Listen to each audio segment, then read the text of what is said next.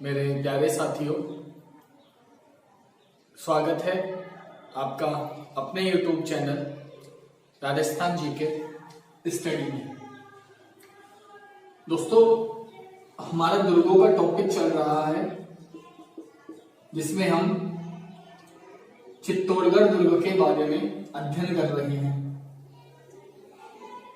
बात करते हैं चित्तौड़गढ़ दुर्ग को लेकर अन्य बातें। कल हमने चित्तौड़गढ़ के दरवाजे पढ़ लिए थे, यानी पोल पढ़ लिए थे, और आज हम चित्तौड़गढ़ के अन्य महत्वपूर्ण स्थल पढ़ेंगे कि इस दुर्ग में देखने लायक अन्य महत्वपूर्ण स्थल कौन से हैं। जिसमें पहला आता है आपका विजय स्तंभ। पहला कौन सा आता है? विजय स्तंभ आता है। अब दोस्तों, किसी ने नहीं बताया होगा, मैं आपको एक छोटा सा फैक्ट बताता हूं विजय स्तंभ को लेकर। अगर क्वेश्चन पूछे कि राजस्थान का पहला विजय स्तंभ, राजस्थान का पहला विजय स्तंभ, तो राजस्थान का जो पहला विजय स्तंभ है वो बयाना दुर्ग कहां पर है? भरतपुर में। राजस्थान का पहला विजय स्तंभ अगर आपसे पूछे तो कहां आएगा? बयाना दुर्ग भरतपुर में। लेकिन अगर इसका निर्माता पूछे तो निर्माता का नाम क्या आएगा? समुद्रगुप्त आएगा। निर्माता कौन आएगा? समुद्रगुप्त, जिसको भारत का नेपोलियन कहते हैं। ठीक है, तो ये अक्सर कोई नहीं बताता, इसलिए आप इस बात को ध्यान में रखो कि राजस्थान का पहला विजय स्तंभ बयाना दुर्ग भरतपुर में है, जिसका निर्माण समुद्रगुप्त ने करवाया था। जबकि राजस्थान का दूसरा विजय स्तंभ वो कहां पर आएगा? आपका चित्तौड़गढ़ के किले में आएगा, यानी चित्तौड़गढ़ दुर्ग में आएगा। अब मैं आपको, वैसे तो इस बयाना वाले में जानने वाली कोई बात नहीं है, बस आप तो इतना सा याद करो कि राजस्थान का पहला विजय स्तंभ बयाना में और दूसरा आपके चित्तौड़गढ़ दुर्ग में। अब आप अपन इसी विजय स्तंभ को लेकर चर्चा करेंगे, चित्तौड़गढ़ वाले को। सबसे पहले निर्माता, और इसका निर्माता किसे माना जाता है? राणा कुंभा को। विजय स्तंभ का निर्माता किसे माना जाता है? राणा कुंभा को विजय स्तंभ का निर्माता माना जाता है। निर्माण क्यों करवाया? कुंभा ने निर्माण क्यों करवाया था? सारंगपुर विजय के उपलक्ष्य में। सारंगपुर विजय के उपलक्ष्य में इसका निर्माण करवाया था। तो सारंगपुर विजय के उपलक्ष्य में कुंभा ने निर्माण किसका करवाया? विजय स्तंभ का। तो सारंगपुर विजय क्या है कि 1437 ईस्वी की बात है। एक तो मालवा का था जिसका नाम था महमूद खिलजी सेकंड। मालवा का शासक था जिसका क्या नाम था? महमूद खिलजी सेकंड। कि मालवा के शासक महमूद खिलजी सेकंड को आपके इस राणा कुंभा ने क्या किया था? पराजित किया था। कि सारंगपुर का युद्ध होता है महमूद खिलजी सेकंड का किसके मध्य में? राणा कुंभा के मध्य में। इस युद्ध में कुंभा ने किसे पराजित किया? महमूद खिलजी को। और इस विजय के उपलक्ष्य में कुंभा ने निर्माण किसका करवाया? विजय स्तंभ का। तो विजय स्तंभ किस युद्ध के उपलक्ष्य में बना है? विजय के उपलक्ष्य में, सारंगपुर विजय के उपलक्ष्य में। इसलिए इसको क्या कहते हैं? विजय स्तंभ कहते हैं। भाई विजय के उपलक्ष्य में बना, इसलिए क्या कहा गया? विजय स्तंभ। अच्छा, एक और बात, इसको कीर्ति स्तंभ भी कहते हैं। इस विजय स्तंभ को कीर्ति स्तंभ भी कहते हैं। क्यों? क्योंकि है कुंभा की कीर्तियों का बखान करता है। कि कुंभा की कीर्तियों का बखान करता है, इसलिए किस नाम से? कीर्ति स्तंभ के नाम से भी जाना जाता है। जबकि यह राणा कुंभा की विजय के उपलक्ष्य में बनवाया गया था, इसलिए इसको विजय स्तंभ के नाम से भी जाना जाता है। तो विजय स्तंभ हो गया और आपका कीर्ति स्तंभ, दोनों नाम एक ही हैं।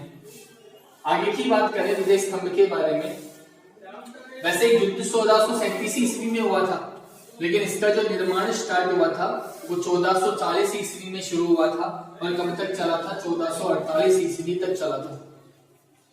कब तक चला था? 1448 ईस्वी तक इसका निर्माण चला था। इसको जो कहा जाता है वो हिंदू मूर्ति कला का, अब ये तो मैं बाद में बताऊंगा, पहले 2-4 बातें और बताता हूँ इसके बारे में, कि 1437 में युद्ध होता है और 1440 ईस्वी में इसका निर्माण शुरू होता है। और किस प्रकार से निर्माण होता है कि इसमें कुल कितनी मंजिल है? 9 मंजिला है। विजय जो स्तंभ है, विजय स्तंभ कितनी मंजिला माना जाता है? 9 मंजिला विजय स्तंभ माना जाता है। और इसकी जो हाइट है, इसकी जो ऊंचाई मानी जाती है, वो ऊंचाई लगभग 122 फीट मानी जाती है। ऊंचाई कितनी मानी जाती है? ऊंचाई लगभग 122 फीट मानी जाती है। कहते हैं कि इसकी जो तीसरी मंजिल है, इसकी जो तीसरी मंजिल है, इस तीसरी मंजिल पर 9 बार अरबी भाषा में अल्लाह शब्द लिखा हुआ है। इसकी जो तीसरी मंजिल है, उस तीसरी मंजिल पर 9 बार अरबी भाषा में अल्लाह शब्द लिखा हुआ है।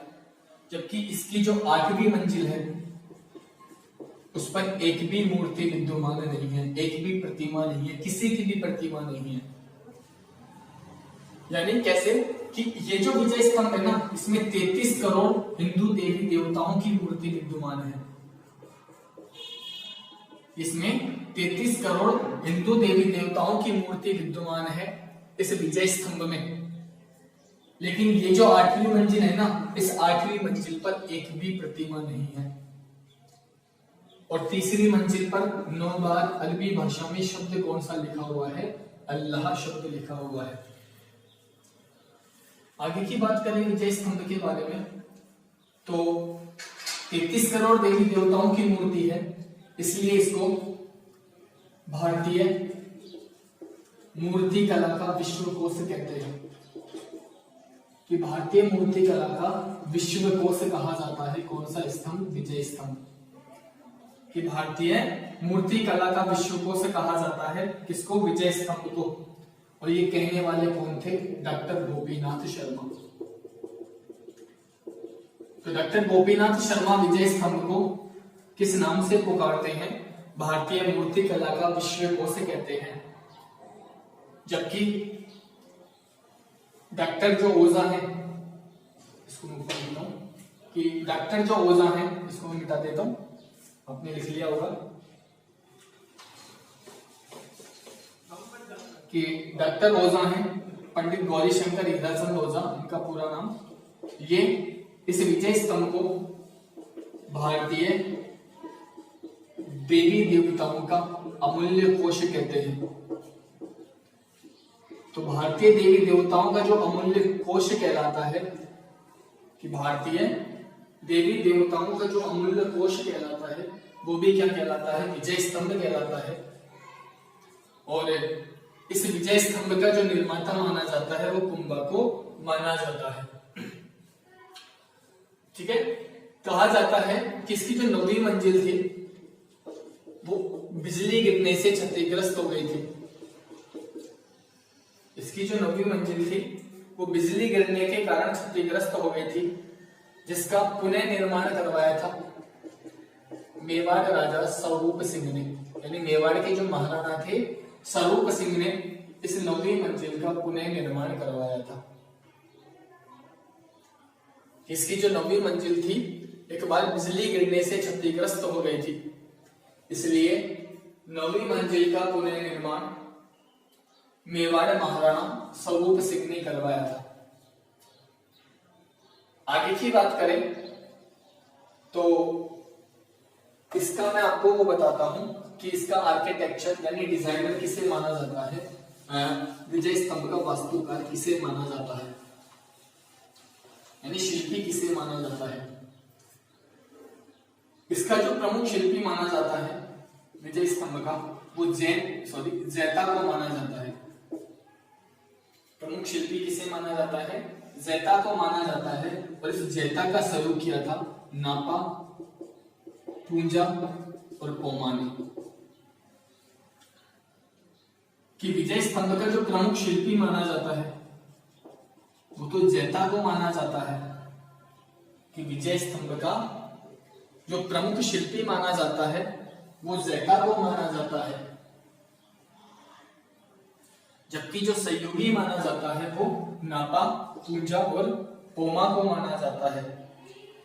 और कहा जाता है कि इसके निर्माण में कुल कितने लाख रुपए? 90 लाख रुपए खर्च हुए थे। और इसके निर्माण में कुल पैसे कितने खर्च हुए थे? 90 लाख रुपए इसके निर्माण में उस समय के खर्च हुए थे। कहते हैं कि कर्नल टोड इस विजय स्तंभ को कुतुब मीनार से भी बेहतर बताता है। कि कुतुब मीनार से भी बेहतर जो इमारत है वो राजस्थान में कौन सी है? कि चित्तौड़गढ़ का विजय स्तंभ है। कि कुतुब मीनार जो कि दिल्ली में है, इसके बारे में कहा गया है कि कुतुब मीनार से भी बेहतर जो इमारत है राजस्थान में वो चित्तौड़गढ़ दुर्ग में स्थित विजय स्तंभ है। और ऐसा कहने वाला कौन है? राजस्थान इतिहास के जन्मदाता कर्नल जेम्स टोड। आगे की बात करें तो एक समिति थी जिसका नाम था अभिनव भारत समिति, जिसकी स्थापना लगभग 1923 ईस्वी में हुई थी। अभिनव भारत समिति। कहते हैं कि अभिनव भारत समिति के जो सदस्य हुआ करते थे वो सदस्य इसी विजय स्तंभ के नीचे खड़े होकर लेते थे शपथ। जैसे मैं हूं, अगर मेरे को अभिनव भारत समिति का सदस्य बनना है, कि जैसे मैं हूं और मुझे अभिनव भारत समिति का सदस्य बनना है, तो मैं जो शपथ लूंगा वो विजय स्तंभ के नीचे होकर लूंगा, यानी खड़े होकर लूंगा। कि विजय स्तंभ के नीचे खड़े होकर ही अभिनव भारत समिति के लोग शपथ ग्रहण किया करते थे। आगे की बात करें विजय स्तंभ के बारे में, मैंने शिल्पी बता दिया जैता। निर्माण में रुपए खर्च होते हैं 90 लाख, जबकि कुतुब मीनार से भी बेहतर इमारत कौन बताता है? कर्नल टोड बताता है। आगे की बात करें तो वर्तमान में विजय स्तंभ किसका प्रतीक माना जाता है? कि वर्तमान में विजय स्तंभ प्रतीक किसका माना जाता है? तो माध्यमिक शिक्षा बोर्ड अजमेर। मुख्यालय कहां पर? अजमेर की घूगरा घाटी पर। कि अजमेर में घूगरा घाटी है और अजमेर की घूगरा घाटी पर माध्यमिक शिक्षा बोर्ड अजमेर का मुख्यालय है। और एक आता है आपका राजस्थान पुलिस। कौन सा पुलिस? बहुत मोस्ट बात है। आपने देखा होगा राजस्थान पुलिस में जो सैनिक होते हैं, जो पुलिस वाले होते हैं, उनकी टोपी पर एक चिन्ह बना हुआ होता है। टोपी पर एक चिन्ह बना हुआ होता है, वह चिन्ह किसका है? विजय स्तंभ का है। तो माध्यमिक शिक्षा बोर्ड अजमेर में राजस्थान पुलिस का जो प्रतीक चिन्ह माना जाता है वो किसे माना जाता है? विजय स्तंभ को माना जाता है। किसे माना जाता है? विजय स्तंभ को माना जाता है। एक इतिहासकार हुआ फर्ग्यूसन। एक इतिहासकार जिसका नाम क्या था? फर्ग्यूसन एक इतिहासकार था। और फर्ग्यूसन इस विजय स्तंभ की तुलना रोम के टार्जन के साथ करता है। कि रोम के टार्जन में एक इमारत है, रोम में एक टार्जन नाम की इमारत है, और इस टार्जन से तुलना की जाती है, इस टार्जन से तुलना की जाती है। और तुलना किसकी की जाती है? आपके विजय स्तंभ की तुलना की जाती है इस रोम के टार्जन से। तो दोस्तों ये था आपके विजय स्तंभ के बारे में कुछ महत्वपूर्ण बात। अच्छा, एक और बात है विजय स्तंभ के बारे में, इस विजय स्तंभ के ऊपर डाक टिकट भी जारी किया गया है कि 15 अगस्त 1949 को। ये राजस्थान की पहली इमारत है जिसके ऊपर डाक टिकट जारी किया गया है। और डाक टिकट जारी करने की डेट 15 अगस्त 1949। और ये विजय स्तंभ पहली ऐसी इमारत है जिसके ऊपर डाक टिकट जारी किया गया 15 अगस्त 1949 को है। पहली है ना। तो डाक टिकट भी कितने रुपए का? 1 रुपए का डाक टिकट जारी किया गया है। डाक टिकट कितने रुपए का? 1 रुपए का जारी किया गया है। विजय स्तंभ पर डाक टिकट कितने रुपए का है? 1 रुपए का डाक टिकट है। और कब जारी किया गया है? 15 अगस्त 1949 ईस्वी को। कब जारी किया गया है? 15 अगस्त 1949 ईस्वी को 1 रुपए का डाक टिकट जारी किया गया है। अब बात करते हैं अन्य दूसरे स्थलों की जो कि चित्तौड़गढ़ दुर्ग में देखने लायक है। इसमें आता है पद्मनी महल। ये सिर्फ अब आपको लिखने हैं, इनमें डिटेल नहीं है। पद्मनी महल आता है, इसके बाद गोरा बादल महल आता है। कौन सा आता है? गोरा बादल महल आता है। इसके बाद कुंवर पताके महल आते हैं। ये जरूर याद करना, कुंवर पताके महल कि कुंवर पताके महल किस दुर्ग में देखने को मिलते हैं? चित्तौड़गढ़ दुर्ग में देखने को मिलते हैं। इसके बाद नौकोठा महल आता है कि नौकोठा महल कहाँ स्थित है। ये सीधे सीधे क्वेश्चन पूछे जाते हैं या फिर ऐसे मिलान करवाता है। तो नौकोठा महल भी कहां पर आएगा? चित्तौड़गढ़ दुर्ग में आएगा। और उसके बाद एक बावड़ी आती है, कौन सी? झालावाड़ बावड़ी कि झालावाड़ जो बावड़ी है वो भी कहां देखने को मिलती है? चित्तौड़गढ़ के किले में। और एक और आता है हिंगलू आहड़ा। तो हिंगलू आहड़ा, हिंगलू आहड़ा, हिंगलू आहड़ा के जो महल है वो महल भी कहां देखने को मिलते हैं? आपको चित्तौड़गढ़ किले में देखने को मिलते हैं। इसके अलावा एक तालाब आता है हाथी सागर तालाब। और हाथी सागर तालाब भी कहां देखने को मिलता है? चित्तौड़गढ़ के किले में देखने को मिलता है। एक कुंड आता है, कुंड कौन सा है? भीमतल कुंड। कुंड कौन सा है? भीमतल कुंड। तो भीमतल कुंड, हाथी सागर तालाब, हिंगलू हाड़ा के महल, कुंवर पताके महल, पद्मनी महल, गोरा बादल महल, नौकोठा महल और झालावाड़ बावड़ी, ये सभी कहां देखने को मिलते हैं? आपको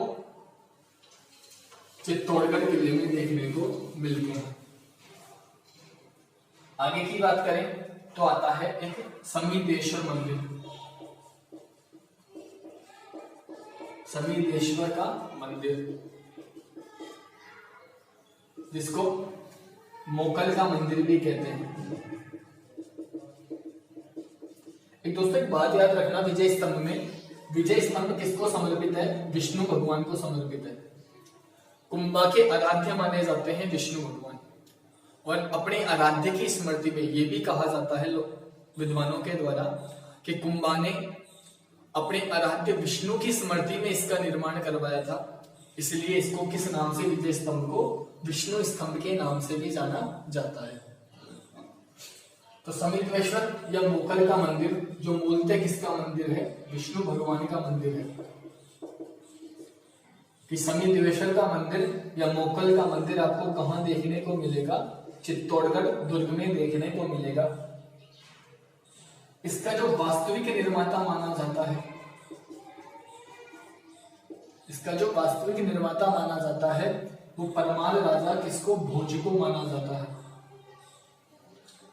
कि परमार राजा भोज ने समीदेश्वर या मोकल समीदेश्वर मंदिर का निर्माण करवाया चित्तौड़गढ़ दुर्ग में। लेकिन इस मंदिर का जीर्णोद्धार यानी पुनः निर्माण किसने करवाया? मेवाड़ महाराणा मोकल ने, जो कि कुंभा के पिता थे। और इसी मोकल के नाम पर इस मंदिर को किस नाम से जाना गया, मोकल के मंदिर नाम से भी जाना गया। इस नाम से मोकल मंदिर के नाम से भी जाना गया। तो समीदेश्वर मोकल का मंदिर चित्तौड़गढ़ दुर्ग में, जिसका वास्तविक निर्माता भोज परमार, जबकि जीर्णोद्धार किसने करवाया? मोकल ने। और मंदिर किसको समर्पित है? विष्णु भगवान। आगे की बात करें तो एक मंदिर आता है तुलजा भवानी का, इसी दुर्ग में। ये तुलजा भवानी है जो छत्रपति शिवाजी महाराज,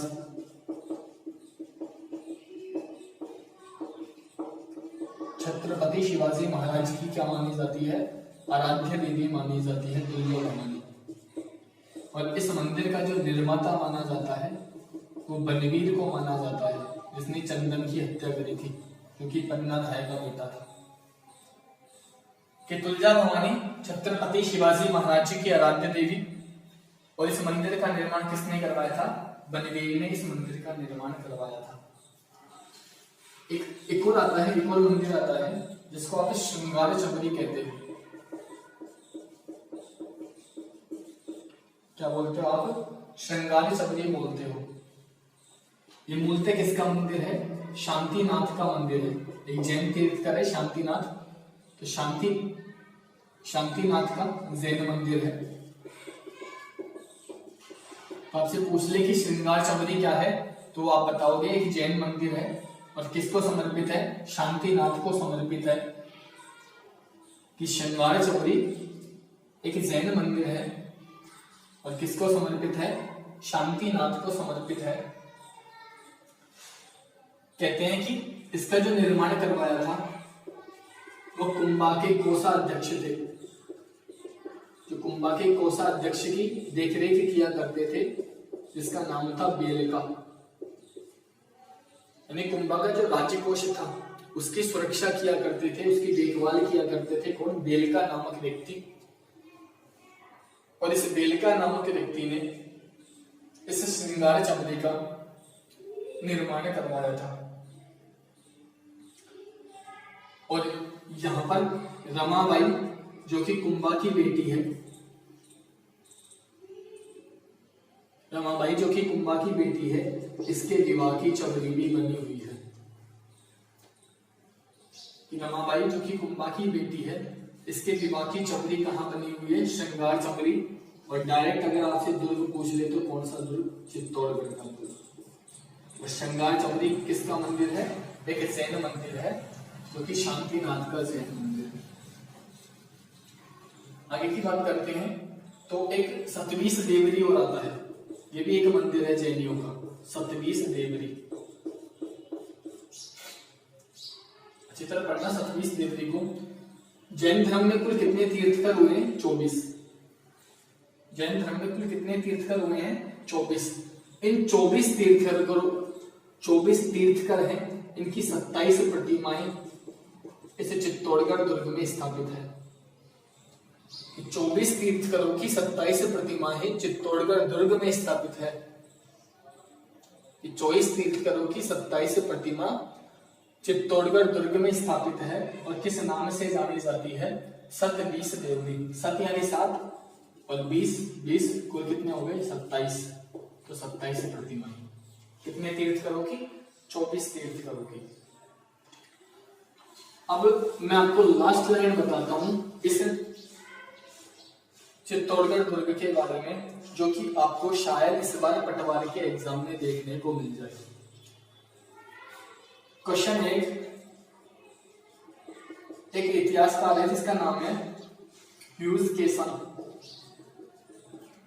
ह्यूज केसन एक इतिहासकार है और ह्यूज केसन क्या कहता है कि मैंने चित्तौड़गढ़ दुर्ग का विचरण किया, यानी मैं चित्तौड़गढ़ दुर्ग में घूमा, कि मैंने चित्तौड़गढ़ दुर्ग का, यानी मैंने सुनसान चित्तौड़गढ़ दुर्ग का, सुनसान आएगा, कि मैंने सुनसान चित्तौड़गढ़ दुर्ग का विचरण किया, तो मुझे लगा कि जैसे मैं एक विशाल कि जैसे मैं एक विशाल जहाज की छत पर खड़ा हूं। ये किसने कहा था? ह्यूज केसन ने कहा था।